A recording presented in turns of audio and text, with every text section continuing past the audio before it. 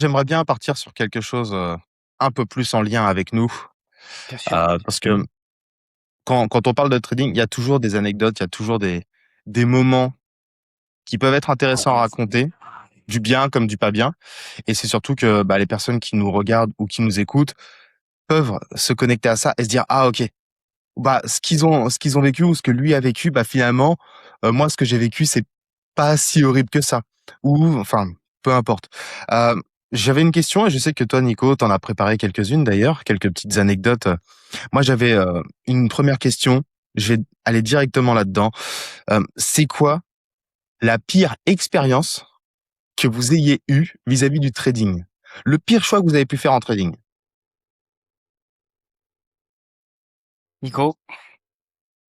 Attends, c'est profond comme question, là. Je pense pas qu'il y ait de niveau choix, il y a pas eu de pire choix, mais il y a quand même des mauvaises expériences où tu sens que intérieurement il y a un problème et il faut que ça pète, tu vois. Ouais. C'est que j'en suis pas fier, hein. Mais moi, il y a eu des larmes devant MT4, les gars. Il y a eu le poing serré, il y a eu des larmes devant MT4, hein. Ouais.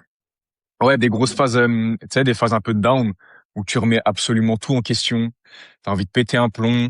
Et en fait, t'en viens même à te dire, bah, est-ce que ça marche vraiment, tu vois? Mmh. Est-ce que ça marche vraiment? Est-ce qu'ils sont pas tous en train de me mytho?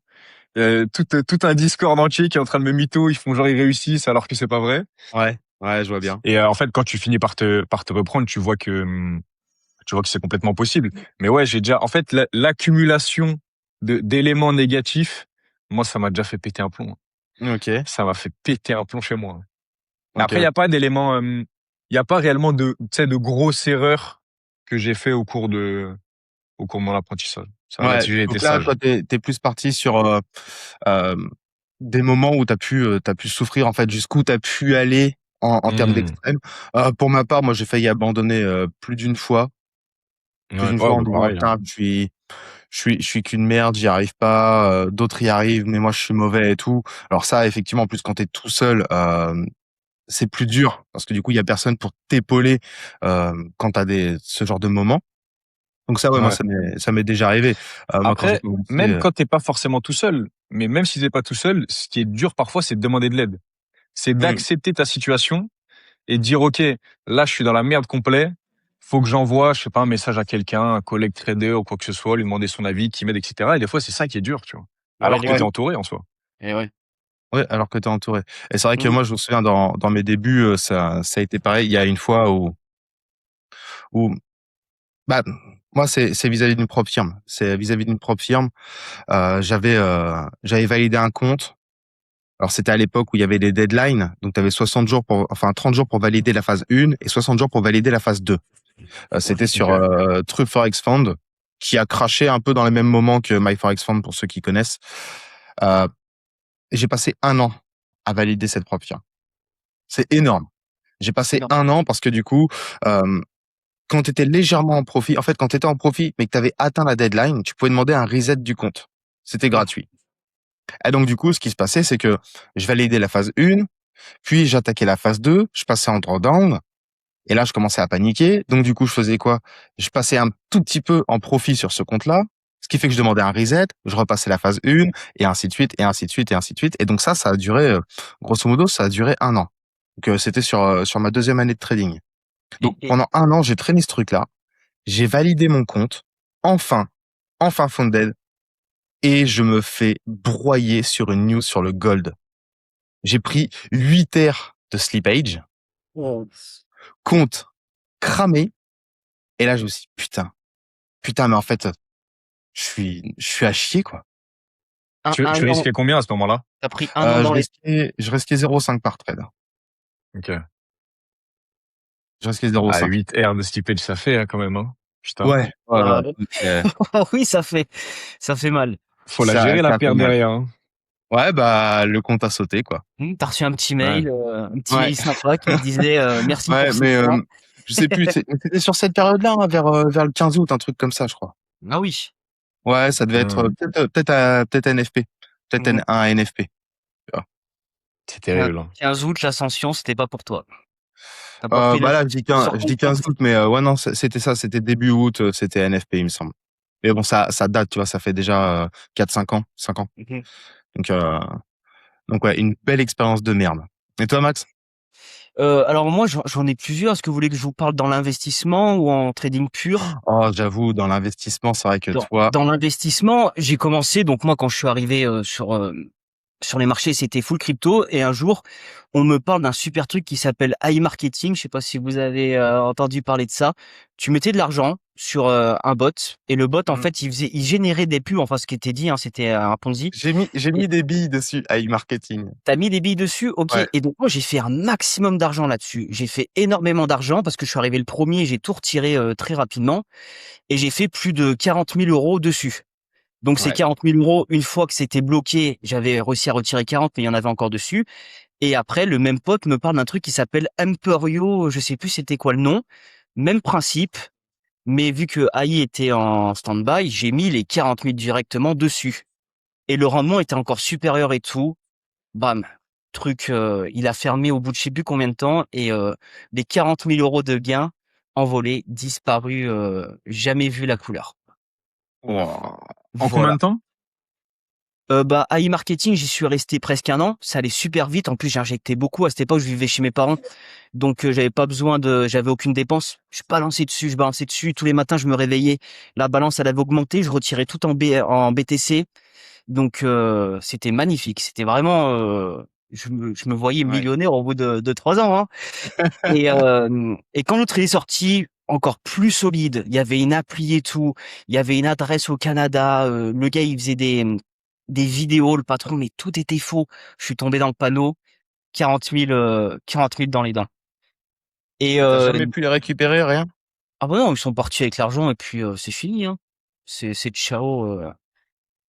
Et en Ah, trading, du coup, moi j'étais à la recherche de l'indicateur magique, et j'ai déjà dépensé 3 000 euros pour un indicateur où il y a des petites couleurs qui s'allument, sell et buy.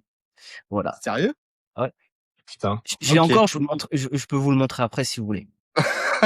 Ouais, Ouais. si tu veux, tu nous montreras ça. Mais Que- franchement, ouais, oh, sinon putain. je peux lui Et mettre, ouais, 3000 balles à un indicateur. 3 000 balles à l'indicateur, ouais. Waouh. Il y en a qui sont bons en marketing hein, pour avoir réussi à te le vendre. Ou il y en a qui sont cons, hein. Mais Aussi, aussi, aussi. Et c'est quoi le truc le plus stupide que vous ayez fait en trading? Parce qu'en fait, on est tous humains, on fait tous des trucs cons. Alors peut-être que vous en avez pas fait. Moi, j'ai une anecdote. Je sais que certains qui verront ou entendront parler de ce podcast, de cette expérience-là, vont reconnaître parce qu'ils étaient présents. Mais les trucs le plus stupides que vous avez fait en trading. bah moi c'est d'enlever un SL, hein, en se disant bah c'est bon, hein, je suis sûr le prix va monter, j'enlève mon SL, et puis tu regardes le compte qui descend jusqu'à temps que tu reçois le mail. C'est insensé, c'est un truc que plus jamais, enfin ça me viendrait même plus à l'esprit de retirer un SL maintenant. Jamais de la vie. Ouais, mais ça c'est le mode espoir qui s'était activé. Ouais, bah bon, c'est même plus que de l'espoir là, c'est miracle. Ouais. Ah putain. Puis non, ça monte, mais ça va bien finir par descendre. Mais voilà, ça va Ouais, je descendre vois. forcément. Le prix est obligé de descendre. Je vois bien. Et toi, Nico, un truc con que t'as pu faire dans ton trading? Moi, ça va, j'ai pas fait trop de dingueries, hein. J'ai rien fait de spécial, j'ai pas niqué mon oseille, j'ai jamais été dans le down vraiment de fou. Donc non, j'ai pas fait trop de dingueries, peut-être simplement retirer des ordres alors que le trade passe Ouais, tous non, les jours ça, il passe, mais je sais pas ça, pourquoi il y a un c'est petit ça, switch alors c'est psychologique, un je truc retire le bête. trade. Bon, ça va C'est ça. c'est un truc bête qui n'est pas parce que c'est une décision qui n'est pas factuelle et purement émotionnelle. Mais quand je parle de trucs stupides, moi je vais vous raconter une anecdote. C'était il y a un peu plus de 2 ans maintenant sur Paris. Donc j'étais avec deux amis traders. On avait pris un Airbnb et tout. Et et en fait on est parti se bourrer la gueule tout simplement. Hein. Et en rentrant dans l'Airbnb, il était 2 heures du matin. Et là, il y a un pote, il reçoit une alerte TradingView. C'était sur GBP JPY. Il reçoit une alerte TradingView, donc commence à s'emballer, un peu cramé, il sort la tablette, on regarde, on analyse, ah ouais, si, le bail, ça peut être sympa et tout. Bref, une bonne décision de con à 2 heures du matin en étant bourré. Ça aurait pu s'arrêter là, prendre un petit stop loss, et puis voilà, t'es cramé, c'est stupide. Mais non, Parce que le trade, moi, je l'ai pris sur téléphone. Et comme c'était trop long de calculer le lot, je suis parti sur le principe que le lot sur GBP JPY, ça se valait à peu près à euro USD. Non, non, non. À peu près 10 fois plus. Quand tu risques un lot, c'est à peu près 10 fois plus que ce que tu risques sur euro USD. Donc, j'ai perdu, sur ce stop loss là, j'ai perdu 23-24% de mon capital en l'espace de 2 minutes. Ah, mais tu, En ah oui, tu l'espace l'as de vu 2 en minutes. direct. C'est pas que tu t'es réveillé le matin et que tu t'es dit merde. Ah ouais, non, non, non, Ouais, pris le trade, l'analyse pris le était pourrie trade. en Ah bah plus. les montants étaient ouf. Les montants étaient gros pour une position. Et ça a Ah juste ouais. fait un peu de positif, boum, et Oh fini. là là. Donc 24%, ouais, c'est ça, 24%, je crois, du compte qui ont sauté en un trade. Autant dire que ça, Après, ça aide à décuver. même sans le problème de taille de l'eau, juste très débourré, je pense que c'est pas Oui. l'idée de l'année, hein. Ouais, mais du Ouais, coup, on en tire une leçon. Moralité, calculez bien vos lots et ne tradez pas bourré. Voilà. C'est surtout soyez ça, hein. toujours lucide. Donc ça, ouais, c'était sûrement le truc le plus stupide que j'ai pu faire. C'est pas mal, quand même. C'est pas mal. Et toi, Nico, du coup, t'avais des petites questions? Ouais, moi, j'ai préparé des petites questions. On va du plus simple au plus compliqué, entre guillemets. Vas-y. On va commencer très très simple. Selon vous, il m'en faut qu'une seule. Vous avez le droit qu'à une seule. La qualité numéro un pour un trader, qui est selon vous, du coup, la plus importante. Ouais, je dirais la patience. Je vais dire pareil. Ok. Mais C'est, c'est pas la patience, juste rester à attendre. Parce que quelqu'un qui est patient, il peut passer des heures et des heures sur les graphes à rester patient et à jamais rien faire. Donc c'est plus la patience dans l'exécution. Attendre d'avoir ce qui correspond à son edge. oui. Et aussi dans le processus d'apprentissage. Ouais, Ça arrive pas d'un coup. Être patient, monter petit à petit les marches et progresser lentement mais sûrement.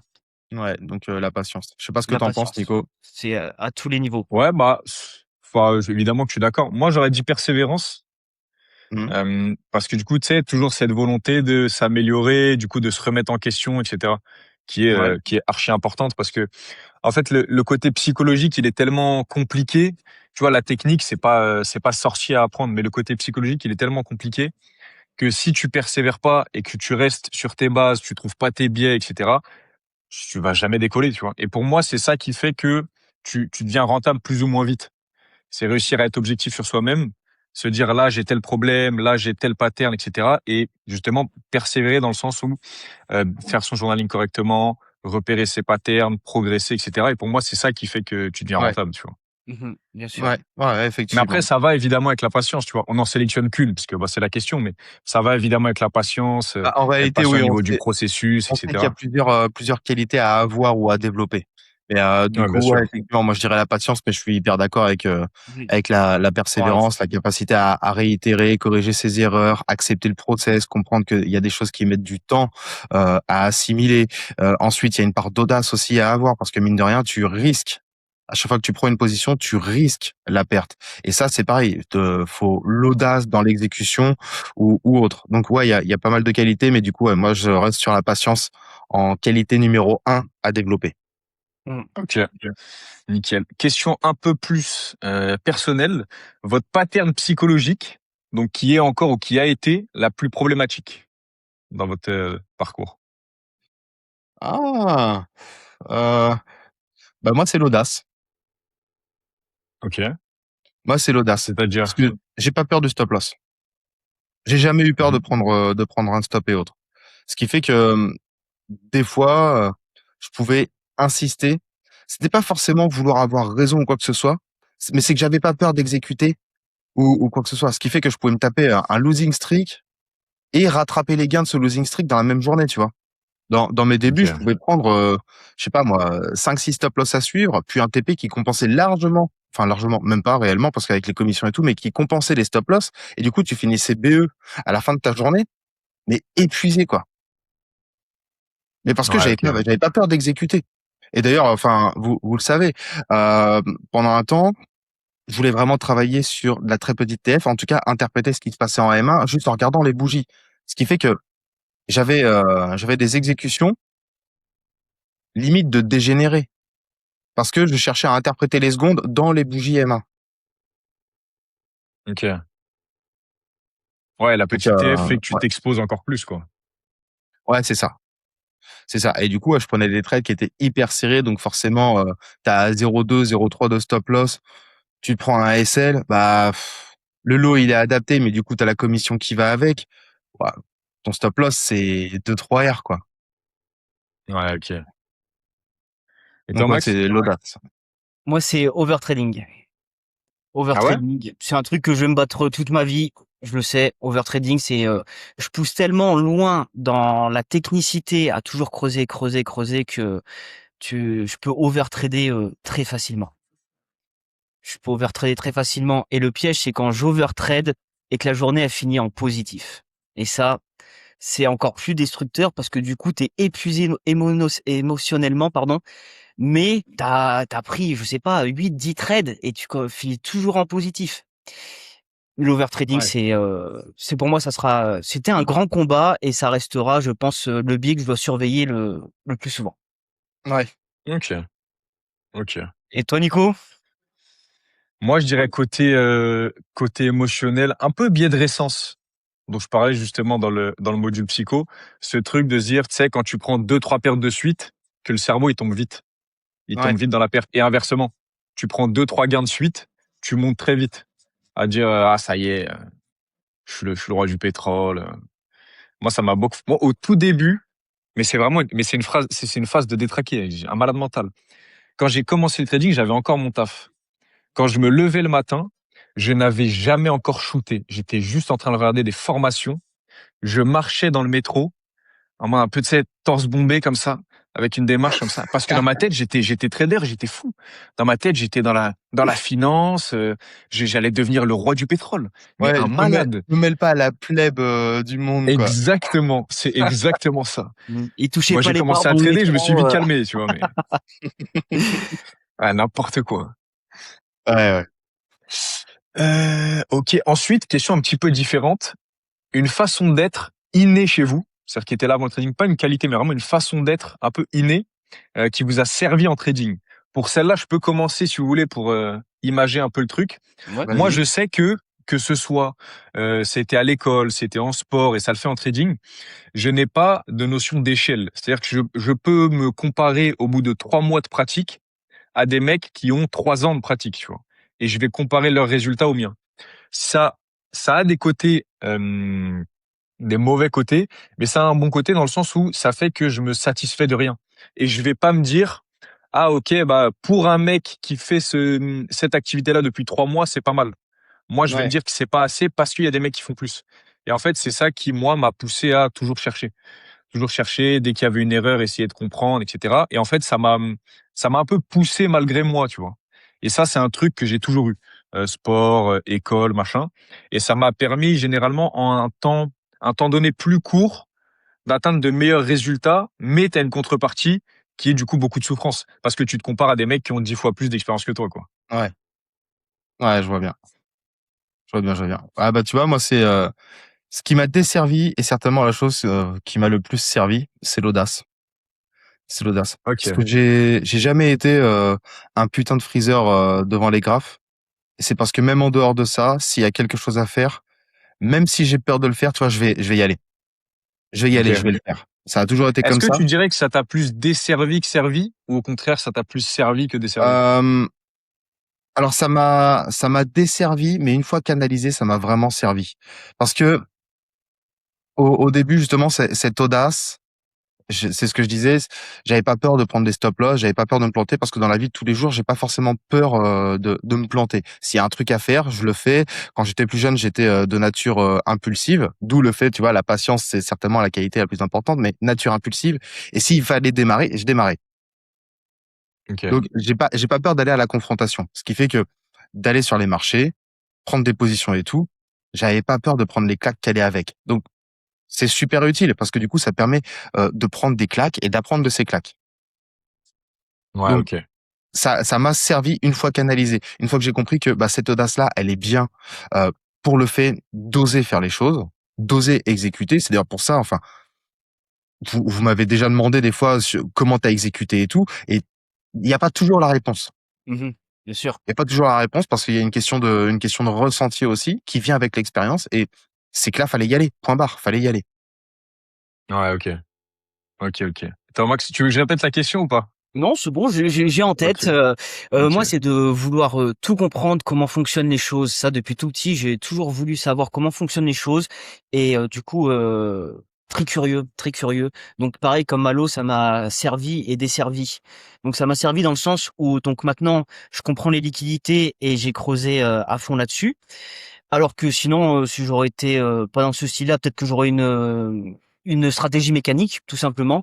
Mais vu que je veux tout comprendre, savoir, etc., c'est pour ça que les liquidités, ça me plaît énormément Ah, de ça, comprendre ça comment. m'embête. Ça m'embête parce que j'avais un indicateur à 5 000 € à te vendre. Ah mince, ah, je prends, je prends. Je prends, je prends. On en parle en off, j'achète. Et ouais, depuis tout petit, tu vois, tout petit, j'ai une balle de tennis, je la coupe en deux pour savoir comment ça se passe. Et Ok. toujours ouvrir les choses, savoir. J'adore. Quand j'étais petit, pour la petite anecdote, j'ai déjà coupé un poisson en deux parce que je voulais voir comment il respirait. J'étais un petit peu con, petit. Voilà. J'avoue que Comment il c'était fait pour respirer pas. sur l'eau? Oh putain. Et cette curiosité, des fois, bon, bah, m'a amené à des bêtises parce qu'on est petit. Mais ouais, j'ai toujours été curieux. C'est une soif de savoir, énorme. Mais c'est bien ça. Mais ça, par contre, tu vois, j'ai l'impression que c'est quelque chose qui est assez récurrent dans les personnes qui rentrent dans le trading et tout. Ah oui? Ouais, je vois beaucoup de personnes euh, qui aiment bien comprendre les choses et c'est pour ça qu'ils se complaisent aussi dans cette activité. Hmm, Enfin, non, c'est pas se complaire le mot, mais qui aiment cette activité parce que justement, tu es obligé de creuser, surtout qu'il y a beaucoup de réponses qu'on ne te donne pas, que tu dois trouver par toi-même. bien sûr. C'est ça. Ouais, ce que j'allais Et, dire, ouais, c'est un domaine, t'es obligé, en fait. Parce que tu peux copier une stratégie, mais même, tu peux pas l'appliquer bêtement. Il y a toujours des petites particularités que tu vas adapter à toi, tu vois. Et en fait, si ouais, tu recherches pas ce qui, toi, te convient, bah, je vois pas comment, ton trading peut te convenir, tu vois. Bien ouais, sûr. c'est clair. Donc ouais, effectivement, le besoin de comprendre, Ouais. c'est une très bonne force, ça. Donc, c'est La intéressant, curiosité, ouais. les différences de façon d'être entre chacun. Ouais, bah, Différence de biais psycho, différence d'apprentissage, etc. ça Ouais, reflète nos personnalités, hein. Ce que vous avez dit, c'est typique de votre personnalité, hein. c'est vrai. Ça reflète, hein. Et dernière question, va falloir creuser un petit peu. Je vous prends Ouais. peut-être au dépourvu. Demain, imaginons que le trading ne marche plus. Vous pouvez plus enseigner, vous pouvez plus trader, plus de prise de position, plus rien du tout. Qu'est-ce que vous faites? Hmm. Est-ce Donc, que vous recherchez un nouveau taf? Est-ce que vous développez un nouveau business? Est-ce qu'on est factuel? C'est-à-dire? Bah, c'est-à-dire que si le trading ne fonctionne plus, l'économie est out. non, non, L'univers, non, non, c'est juste, tu peux Non, plus c'est trader. juste, ouais, toi, Tu peux plus tu peux trader, plus tu peux plus trader. trader, t'as Ah, plus ok. Tu peux plus accès Le à enseigner, monde, rien. le monde tourne pareil. Ouais.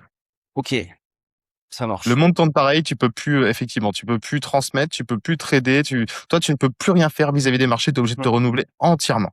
Mhm. Ouais. Ok. Ok, ok. Tu veux que je te laisse répondre avant, Max? Oh, bah, je réfléchis, j'ai plusieurs options.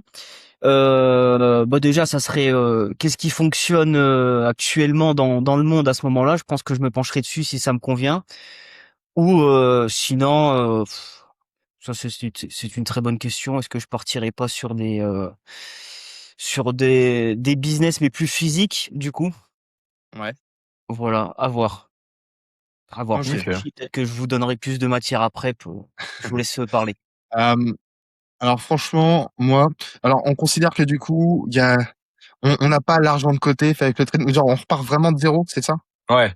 C'est Ok. là, le trading marche plus. Qu'est-ce que tu fais pour vivre au quotidien? Qu'est-ce que tu fais? Ok. Bah, premier step, je prends le premier taf venu en intérim. Ok.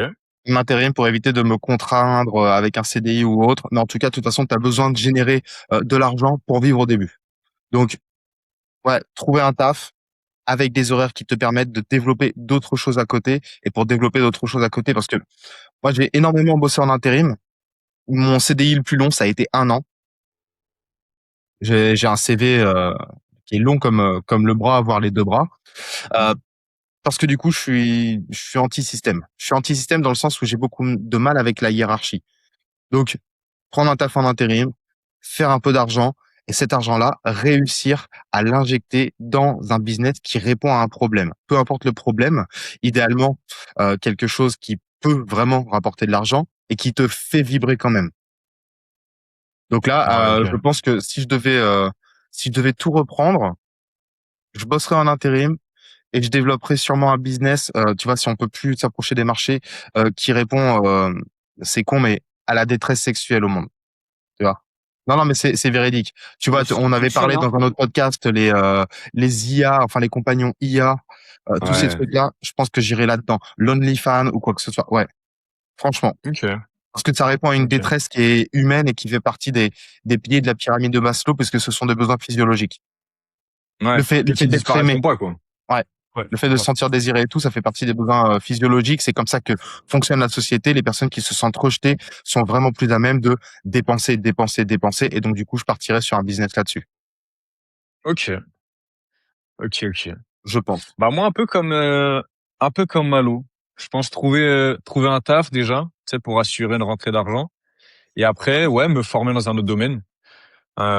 Essayer le business en ligne, mais dans un autre domaine, style soit l'IA. Enfin, après, c'est archi large l'IA, mais quelque chose comme ça. Trouver un taf et ouais, me former dans un autre domaine, Bah, développer si une tu veux compétence au moins, tu vois. d'ailleurs, si tu veux, j'ai un business à te proposer. Tu peux faire, des kits d'anxiété, une petite trousse avec, Et voilà, Là, je c'est ça que réfléchissais à j'ouvre comme sortir un business en indicateur là. physique. Voilà.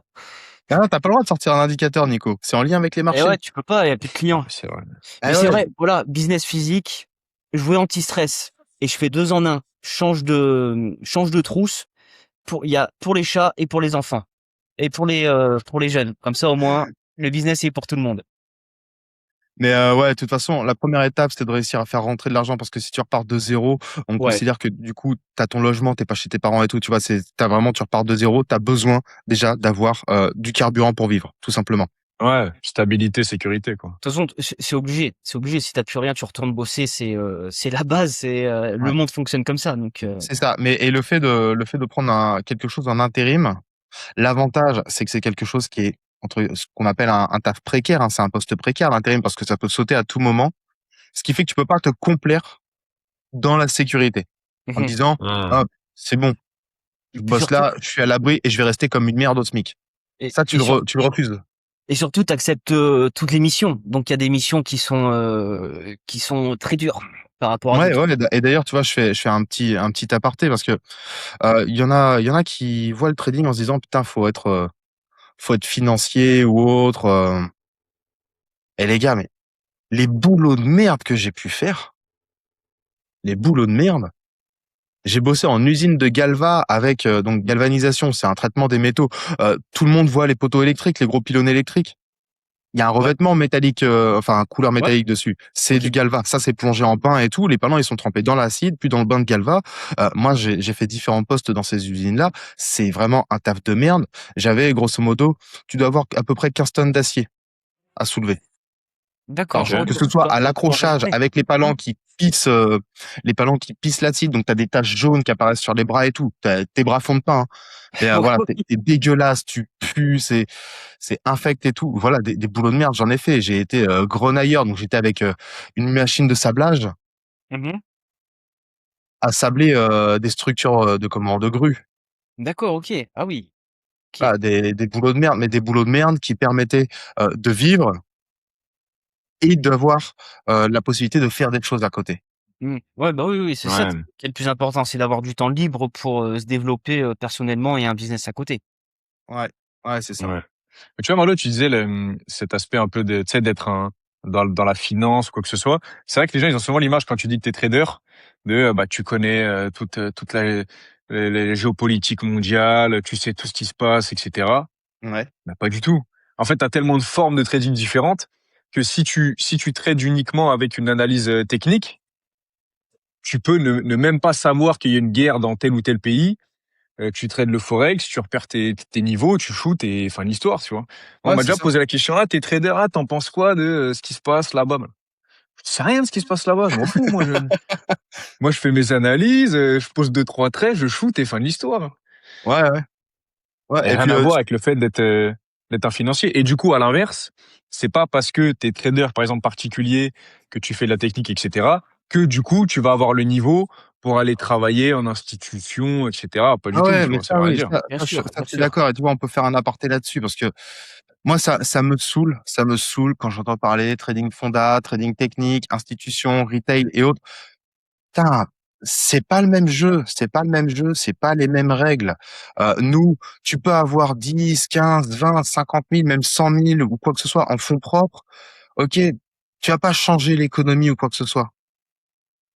Ah bah Donc en oui, fait, on peut bien aller sûr. chercher des performances qui sont largement supérieures aux institutions parce que du coup, mais nous, on gère pas des milliards.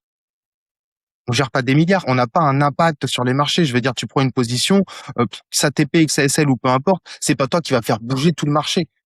Et oui, ça c'est sûr. Donc c'est pour ça. Et puis on n'a pas les mêmes restrictions. Un fonds d'investissement qui gère justement, j'ai écouté le podcast de Legend là avec Kerviel. Euh, voilà, tu prends trader à la Société Générale, ils ont un maximum au niveau des positions à respecter et tout, mais ils ont un impact sur l'économie. Ils ont un impact. 250 000, 250 000 de pertes par jour, ils pouvaient faire. Je crois que c'était ça. Ouais. 250 000, ouais. Ça fait 250 000. Si dans une salle des marchés, t'as 10 traders, Ah oui, mais à regarde, 250 000. quand t'as des positions à plusieurs milliards, tu vois, c'est des 30 ou 50 milliards de, enfin, tu vois, Ouais, bah oui, ça a rien à voir. mais Ça a bien rien à sûr. voir. Ouais. Et Et donc, du surtout, il y coup, a il y a, ouais. énormément de gens qui voient le trading comme de l'investissement et qui comprennent pas vraiment le trading que nous on fait, qui est de vraiment tu shoots ta position, elle dure 1 ou 2 heures et basta, tu vois. Ouais, Moi, tu j'ai la des proches switch, qui me bien disaient, sûr. qui voyaient mon écran et tu sais, t'as le graphique qui est par exemple qui est bearish et tu sais, qui s'inquiètent, oh là là, ça fait que baisser. Je m'en fous, j'ai shorté, je m'en fous, moi, tant mieux que ça baisse, Ouais, tu vois. ouais, ouais. Et qui comprennent pas cette notion de tu trades à l'instant T, quoi. C'est pas je pose mon argent et j'attends de voir ce que ça fait sur 3 mois, tu vois. C'est Mhm. à Oui, moi une c'est ça. analyse technique, je shoot à 9 heures, je sors à 10 heures, quoi. C'est exactement ça. Tu vois, le swing, ceux qui traitent en swing, je comprends largement qu'ils s'intéressent au fondamental parce que c'est hyper important.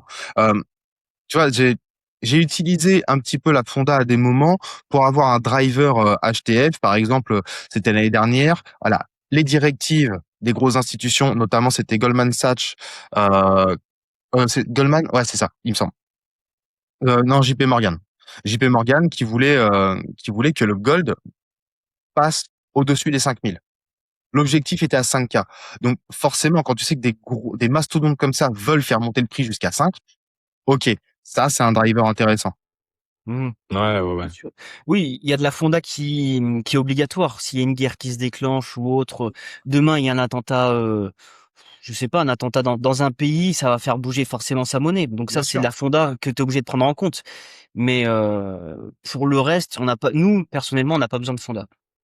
Non, on n'en a pas besoin parce que de toute façon, ça va pas nous impacter directement, puisque du coup, ce qu'on regarde, nous, c'est où est-ce que tout le monde se positionne. Donc, Exactement. on n'a pas grand intérêt à s'intéresser à la fonda. Ouais. Bah Mm. ça, puis la fonda, elle a pas énormément d'impact sur ton trade qui dure 1 heure, tu vois. Et qui plus est en M5. Clairement. Il va rien se passer, tu vois. C'est que si vraiment tu l'investis et tu le laisses des mois, là, il te faut une tendance de fond, savoir si ça va monter, les Ah prévisions, oui, bien etc. sûr. Maintenant, ton petit trade entre 9 heures et 10 heures en M5, bon, la Oui, fonda, elle va pas faire bouger grand-chose. La et fonda, puis c'est tu quand vois, t'investis, quelqu'un. je trouve.